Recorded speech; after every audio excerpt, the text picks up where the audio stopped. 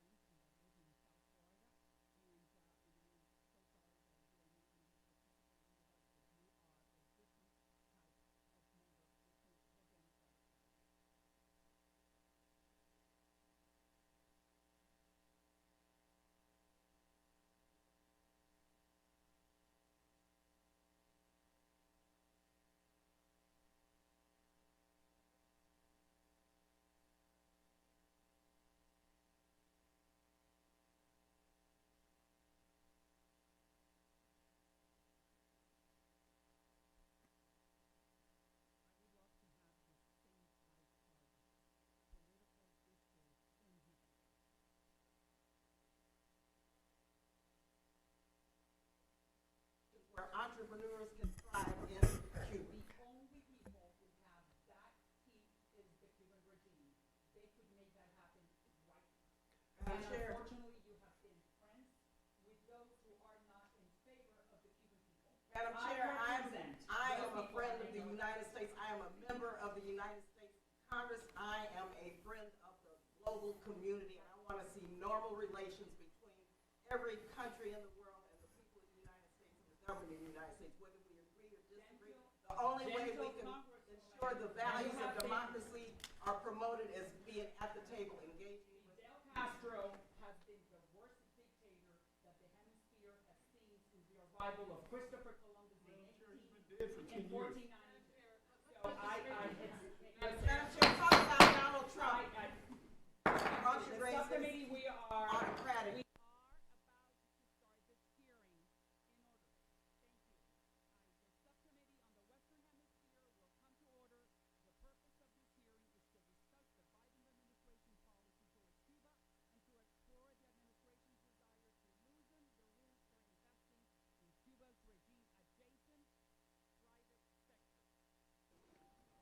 among other critical bilateral issues.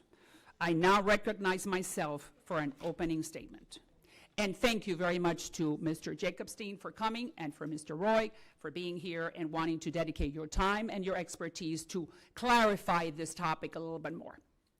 Do you see this poster behind me? What is it? It's a store owned by the Cuban regime. It's a store that sells Gucci's Armani products.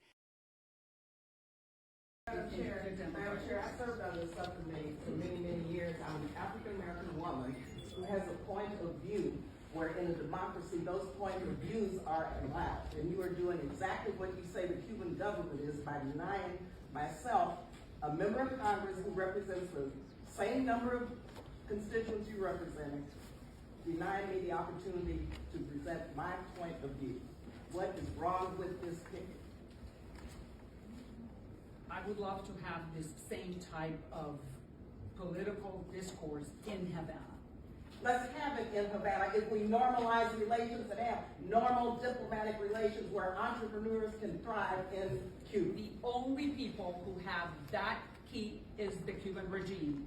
They could make that happen right now. Madam And Chair. unfortunately, you have been friends with those who are not in favor of the Cuban people. Madam Chair, I represent I am those a people friend that of I the know. United States. I am a member of the United States Congress. I am a friend of the global community, and I want to see normal relations between every country in the world and the people of the United States and the government of the United States, whether we agree or disagree. The only way we can ensure the values of democracy are promoted is being at the table, engaging with. Fidel Castro has been the worst dictator that the hemisphere has seen since the arrival of Christopher Columbus Madam in Chair, he's been dead for 10 years. 1492. So Madam Chair, talk about Donald Trump. The subcommittee, we are about to start this hearing in order. Thank you.